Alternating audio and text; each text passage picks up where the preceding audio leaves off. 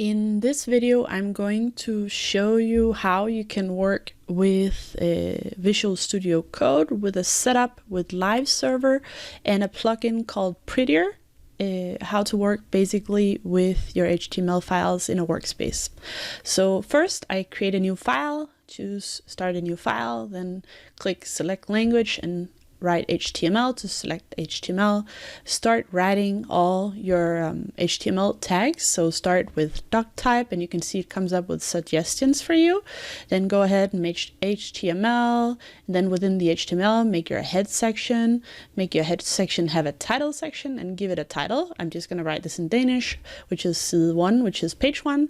Then below your head section, write a body section. And within that, you can write, here's some text. Now go ahead and save that file. So I go to File, Save As, and now I'm just going to hit my desktop and make a new folder here that I'm just going to give the name my RWD new workspace, and you can choose that or you can choose anywhere else. Then give your file a name, and I give it index.html. And the reason for this is that when my website is being accessed by someone searching for it, it's going to seek out that index.html file as being the first one.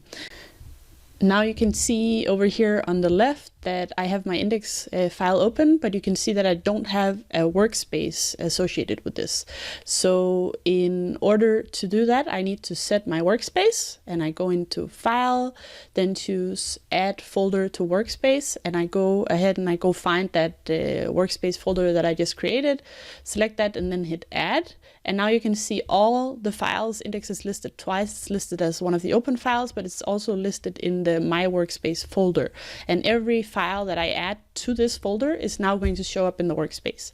It also means that when I right click and choose Open with Live Server right here, if you have it enabled, that it's going to open in a browser of your choosing. Here it's going to be Chrome, and you can see that it's now going to open. Just please ignore all my tabs. I'm just going to close those. Yeah, and that's your page.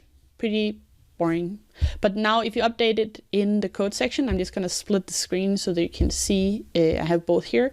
If you update anything in the code section, now I make a break, which is a new line, and I'm going to write, here's a new line. Then once I save that, it's automatically going to update it in the live preview on the right hand side. So you can kind of see what you're doing and how that's going to come to life when you watch your page in a browser. Maybe I should just show you in settings how you can also set the default browser. If you want to test it on Safari instead of Chrome, you just hit the settings and then search default browser. And here you have it. You just change that to Chrome, to Safari, Firefox, Internet Explorer, Edge, whatever you want. And then once you choose the open in Live Server, it's then going to open in the new browser that you decided to associate with Live Server. That was it for this video. Thank you for watching.